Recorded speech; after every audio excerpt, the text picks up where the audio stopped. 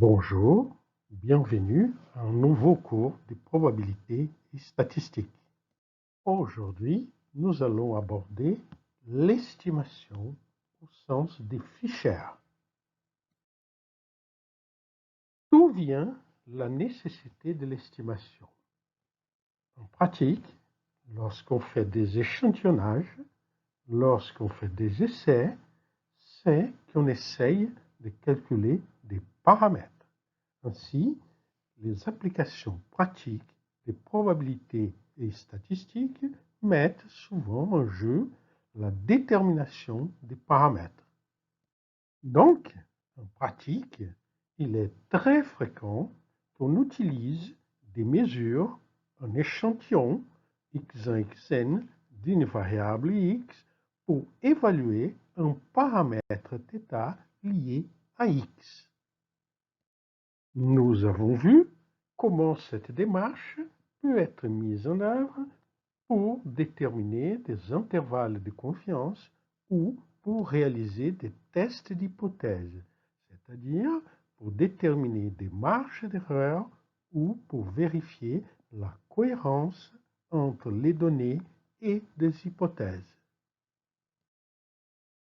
Il faut noter que dans certaines situations, il peut être nécessaire de déterminer des paramètres avant d'appliquer la procédure statistique d'un test ou d'un intervalle de confiance. Par exemple, dans les tests d'ajustement d'Oki 2, nous avons vu qu'il est nécessaire d'estimer des paramètres de la loi qu'on souhaite ajuster. Nous avons alors un premier problème. Comment utiliser les données de l'échantillon pour déterminer les paramètres dont nous avons besoin? Même lorsqu'on ne connaît rien aux statistiques, on peut résoudre ce type de problème. Par exemple, une démarche usuelle consiste à minimiser une distance entre les données et une valeur théorique qui est calculée à partir d'une valeur supposée du paramètre. Typiquement, on peut chercher une solution au sens des moindres carrés.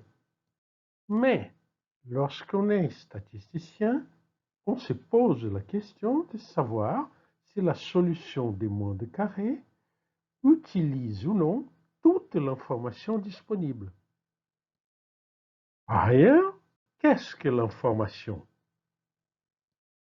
Prenons plutôt un exemple avant d'entamer une discussion. Supposons que vous avez 100 mesures d'une variable quelconque et ça vous donne les tableaux ci-dessus. Clairement, nous avons des données, mais avons-nous de l'information? La réponse est oui et non. Pourquoi oui? Parce qu'on peut aussi dire que l'information, de toute façon, est contenue dans les données. Mais ce n'est pas tout à fait vrai. Pour avoir de l'information, il faut encore organiser ces données, les structurer et leur donner un modèle. Sans cette démarche, nous n'avons devant nous qu'une suite de chiffres. Toujours à titre d'exemple, imaginons que l'on considère que ces chiffres proviennent d'une loi des poissons.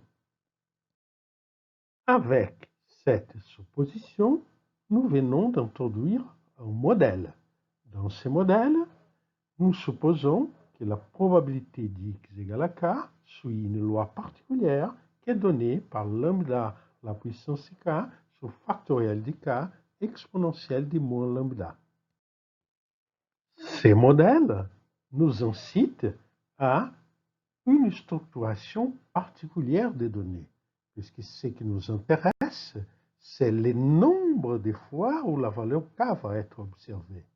Donc, nous sommes incités à structurer les données dans une table de contingences pour vérifier les probabilités de chacune des valeurs observées. Avec la création de cette table, nous avons désormais une information, les effectifs de chaque classe. Si nous arrivons à démontrer que ces effectifs correspondent vraiment à une loi du Poisson, avec un paramètre que nous pouvons déterminer, nous aurons franchi un pas supplémentaire. Nous aurons créé une connaissance. Il faut retenir que données, information et connaissance sont trois notions distinctes. Leur définition précise est le sujet d'âpres débats parmi les spécialistes. Nous n'allons pas aborder ces débats ici. Nous nous limiterons à développer la théorie de Fisher sur l'information et l'estimation. Revenons à nos données, qui sont structurées dans une table de contingence pour laquelle nous avons posé un modèle. Nous voulons maintenant déterminer lambda à partir de ces informations. Une stratégie possible est la stratégie des moindres carrés. Nous partons de la table des contingences qui nous a été donnée. En divisant les chiffres par le nombre total des mesures, nous obtenons une table de probabilités. Nous pouvons alors créer une table des valeurs théoriques qui dépendent de lambda. Puis, nous pouvons créer une table qui contient les différences entre les valeurs théoriques et les valeurs observées. Cette table est analogue à celle que nous créons quand nous faisons un test d'Ouki 2. Nous pouvons, par exemple, former la somme des carrés des écarts et chercher quelle est la valeur de lambda qui rend cette somme minimale.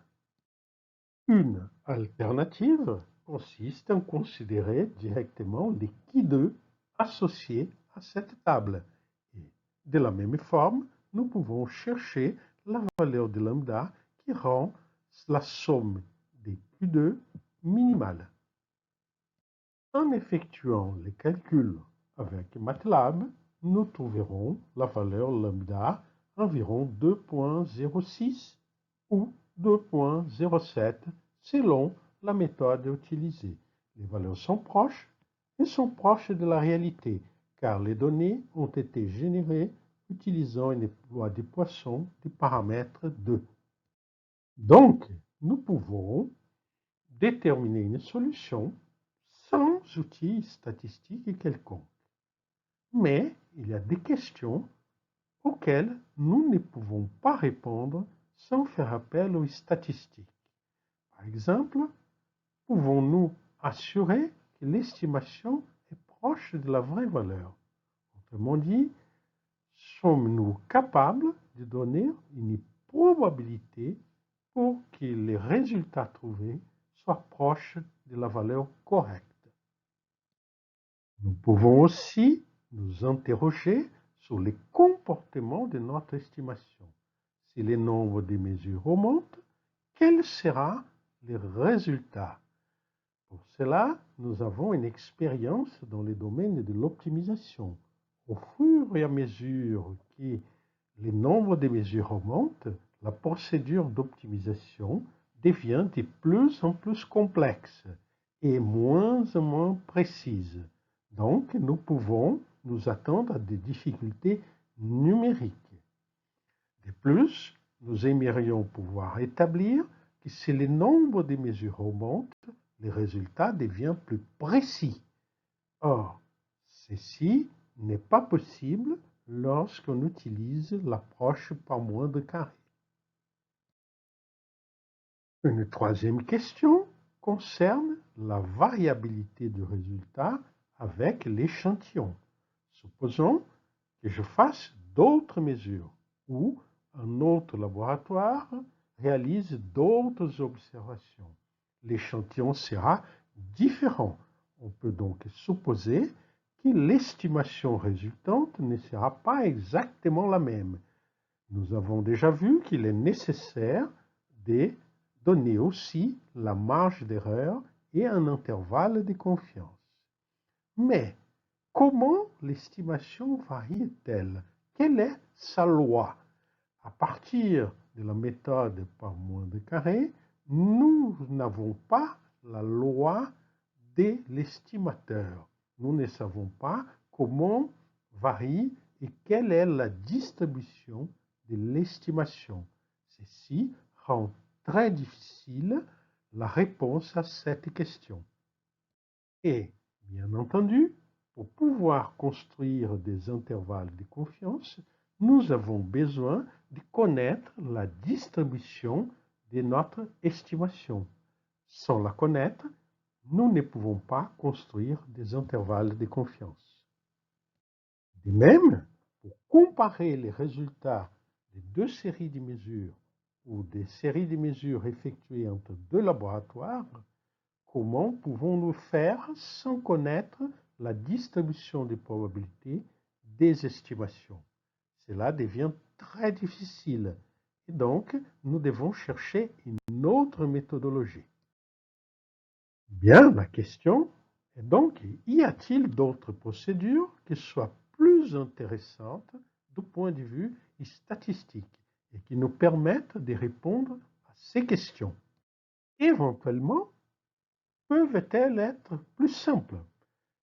Si oui, je serais doublement intéressé, puisque non seulement je pourrais répondre aux questions, mais aussi j'aurai une procédure plus simple à mettre en œuvre. La réponse a été apportée par Ronald Helm Fisher, qui a proposé la méthode du maximum de vraisemblance. Fisher est considéré comme le père des statistiques modernes. Son approche répond à l'ensemble des questions posées. L'approche de Fisher est basée sur la notion de vraisemblance. La vraisemblance d'un échantillon est la probabilité de l'avoir observé. Traditionnellement, la vraisemblance est notée par la lettre L, puisqu'en anglais, sa terminologie est likelihood. Donc, L est le produit des probabilités des valeurs observées. Pour une variable continue, on utilise la densité de probabilité F à la place des probabilités. En réalité, il s'agit du même principe. Simplement, on calcule la probabilité de x égale à xi en multipliant la valeur de la densité des probabilités par un petit intervalle autour du point xi. Notons que nous avons déjà utilisé cette approche dans les tests d'Ouki 2.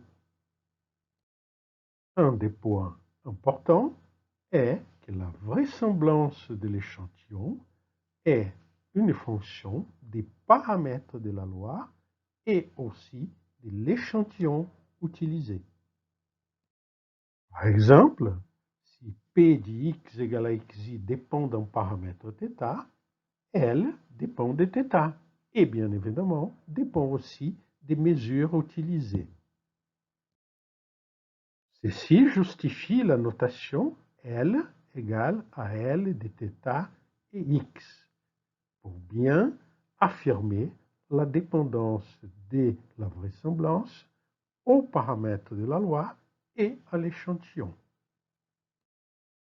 La méthode du maximum de vraisemblance consiste à supposer que l'événement observé était celui le plus vraisemblable, donc celui qui avait la probabilité maximale d'arriver. Il s'agit donc d'un maximum d'L, le maximum de vraisemblance. Pour déterminer un maximum d'L, nous pouvons chercher à maximiser les logarithmes d'L. Ici, très souvent, les logarithmes représentent les logarithmes en base naturelle. Log égale à Ln. Pourquoi choisir les logs? Parce que c'est souvent plus commode. On donne un nom au logarithme de L, c'est la log vraisemblance. Le maximum est déterminé de manière simple. On impose que la dérivée du log de L soit nulle. Lorsqu'on a un vecteur de paramètres, la démarche est analogue. On impose que les gradients du log de L soient nuls, soit la dérivée par rapport à chacun des paramètres doit s'annuler. Traditionnellement, on note θ chapeau la solution de cette équation. θ chapeau est l'estimateur du maximum de vraisemblance. Prenons un exemple. Considérons une variable de Bernoulli. Dans ce cas, x ne prend que deux valeurs, la valeur 0 ou 1, avec une probabilité p pour la valeur 1 et une probabilité 1 moins p pour la valeur 0. Cette loi est définie par un seul paramètre, la valeur de p. Donc, ici, θ égale à p. Considérons maintenant un échantillon de x. Nous avons n valeurs de x qui sont données. On peut compter facilement le nombre de 1 présents dans cet échantillon. Il suffit de faire la somme des xi. Cette somme est notée S indice n. On peut aussi compter le nombre de zéros. C'est la partie qui reste, n moins Sn. Lorsqu'on calcule la vraisemblance, on doit faire les produits des probabilités. Donc, il s'agit de faire le produit P ou 1 moins P selon que la valeur de x vaut 0 ou 1. On constate facilement que la probabilité de l'échantillon donne P à la puissance S indice n qui multiplie 1 moins P à la puissance n moins S indice n. La log vraisemblance se présente comme S indice n log P plus n moins S indice n log de 1 moins P. En dérivant par rapport à P et en imposant que la dérivée soit nulle, nous retrouvons la valeur de P chapeau, l'estimateur du maximum de vraisemblance pour P. Ici, P chapeau égale à Sn sur n, qui n'est rien d'autre que la moyenne empirique de l'échantillon. Prenons l'exemple de la variable de Poisson, où P de x égale à k égale à lambda à la puissance k sur factoriel de k exponentielle de moins lambda. Ici, la valeur de θ est égale à lambda, puisque la loi est définie par un seul paramètre qui est lambda. On peut calculer la vraisemblance facilement en remplaçant les valeurs dans les produits et nous obtenons lambda à la puissance Sn exponentielle de moins n lambda divisé par les produits des factoriels des nombres observés. En prenant le log de L, nous obtenons la log vraisemblance qui est égale à Sn log de lambda moins n lambda moins une constante qui est la somme des logs des factoriels de xi. Cette constante va disparaître lorsque la dérivée sera réalisée. En effet, lorsqu'on dérive par rapport à lambda, nous obtenons l'équation assez simple Sn sur lambda chapeau moins n égale à 0. Et lambda chapeau est encore une fois égal à la moyenne empirique. En calculant la valeur de cet estimateur pour l'exemple donné au début, nous retrouvons la valeur de 2,03, qui est très proche de la valeur réelle et même plus proche que les valeurs fournies par les moindres carrés et par l'équi2. Pour une loi normale, la densité des probabilités est 1 sur sigma racine de 2pi exponentielle de moins 1,5 x moins m sur sigma au carré. Cette loi est définie par deux paramètres, m et sigma, et la vraisemblance est les produits des valeurs de la densité de probabilité dans chaque observation. On obtient facilement le résultat suivant, qui L est égal à 1 sur sigma puissance n de pi à la puissance n sur 2 exponentielle du moins 1,5 de la somme des xi moins m sur sigma au carré. En dérivant par rapport à m, nous obtenons une première équation. 1 sur sigma chapeau au carré, somme des xi moins m chapeau égale à 0. Cette équation nous donne l'estimation de m. M chapeau est égal à x bar n, la moyenne empirique de l'échantillon. En dérivant par rapport à sigma, nous avons une deuxième équation qui nous donne la valeur de sigma chapeau au carré, qui est égale à 1 sur n, somme d'I égale à n de xi moins x bar n au carré.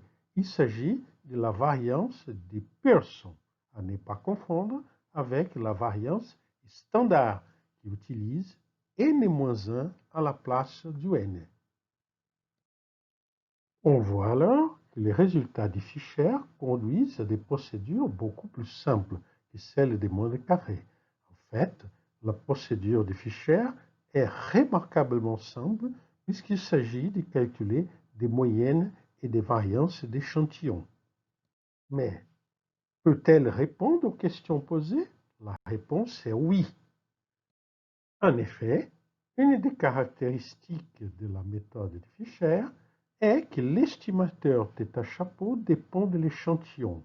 En effet, comme nous l'avons remarqué, la vraisemblance dépend à la fois des paramètres et de l'échantillon, de manière que la solution des équations donnant θ chapeau dépendra de l'échantillon. Il résulte donc que θ chapeau est une variable aléatoire, puisque x est un échantillon et par définition, les valeurs de l'échantillon sont aléatoires. Or, en connaissant la distribution de θ chapeau, qui résulte de la distribution de x, nous pouvons étudier son comportement, établir des intervalles de confiance et la tester. À titre d'exemple, reprenons la loi du poisson. L'estimateur de maximum de vraisemblance était la moyenne empirique.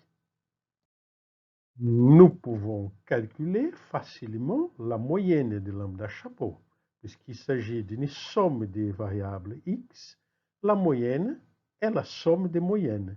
Et nous obtenons donc n lambda divisé par n, qui me donne lambda.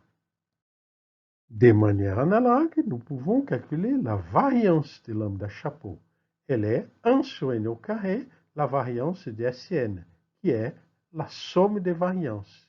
Comme la variance individuelle d'une loi de Poisson est lambda, nous avons comme résultat n lambda divisé par n au carré, soit lambda divisé par n. Un exemple d'utilisation de ces résultats est l'application de l'inégalité de Chebyshev à l'estimateur. L'inégalité de Chebyshev nous dit que la probabilité d'un écart supérieur à epsilon entre lambda chapeau et lambda est inférieure ou égale à la variance de lambda chapeau divisé par epsilon au carré. En remplaçant par les valeurs trouvées, nous trouvons qu'elle est égale à lambda sur n epsilon au carré.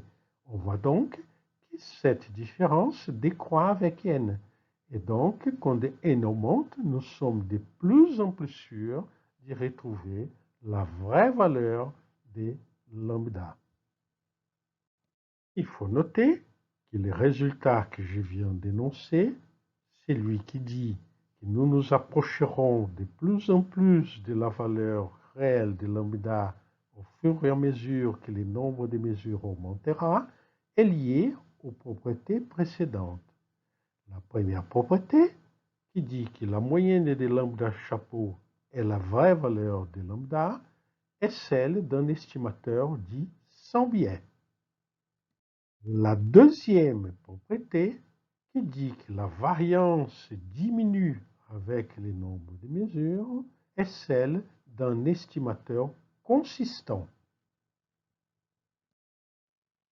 Formellement, dans le cadre de la théorie des Fisher, nous disons qu'un estimateur est sans biais lorsque sa moyenne coïncide avec la valeur réelle du paramètre que nous cherchons à estimer. Et nous disons que l'estimateur est consistant lorsque sa variance tend vers 0, lorsque le nombre de mesures tend vers l'infini. Les estimateurs précédents que nous avons trouvés sont sans biais et consistants, sauf en ce qui concerne la loi normale. En effet, les premiers estimateurs, pour la moyenne, étaient la moyenne empirique. Cet estimateur est bien sans biais et consistant. Le deuxième estimateur, celui pour la variance, pour sigma au carré, était la variance de Pearson. Si nous regardons le théorème de Cochran, nous voyons que la moyenne de cet estimateur est égale à n-1 sur n sigma au carré. Donc, il n'est pas sans biais. Il y a une légère déviation de 1 sur n sur la vraie valeur de la variance. Il est néanmoins consistant. Il s'agit donc d'un estimateur biaisé, mais consistant. Lorsqu'on souhaite utiliser un estimateur sans biais, on doit utiliser la variance standard, qui est divisée par n-1 à la place de diviser par n. Cet estimateur est sans biais et consistant. Cependant, il faut noter qu'il ne s'agit pas de l'estimateur du maximum de vraisemblance, ce qui est important, notamment lorsqu'on effectue un test d'Euclide. La théorie des Fisher conduit à de très nombreux résultats que nous n'allons pas développer ici. Par exemple, elle permet de mesurer la quantité d'informations contenues dans un échantillon à l'aide de la matrice d'information de Fisher dont la définition est donnée ici. La matrice d'information de Fisher conduit à l'inégalité de Cramer-Hall. Cette inégalité indique que la matrice de covariance de l'estimateur moins une fonction de la matrice d'information est définie positive. Ceci veut dire que l'ensemble des valeurs propres de cette matrice est positif. En dimension 1, cela se traduit par une inégalité qui dit que la variance de l'estimateur θ chapeau est supérieure ou égale à 1 sur la quantité d'informations qui multiplie la dérivée de la moyenne de θ chapeau au carré. Dans le cas d'un estimateur sans biais, la dérivée est égale à 1. Nous avons donc une borne inférieure pour la variance de θ chapeau qui est égale à l'inverse de l'information de Fisher. Ceci veut dire que la variance ne sera jamais inférieure à l'inverse de la quantité d'informations disponible. L'information étant entendue au sens de Fisher. Ce type d'inégalité, vous trouverez dans d'autres domaines. Par exemple, en physique, cela s'appelle un principe d'incertitude. On le retrouve aussi dans les séries de Fourier. Nous allons arrêter ici l'exploration de la riche théorie de Fisher sur l'information et sur l'estimation. Merci de votre attention. Au revoir.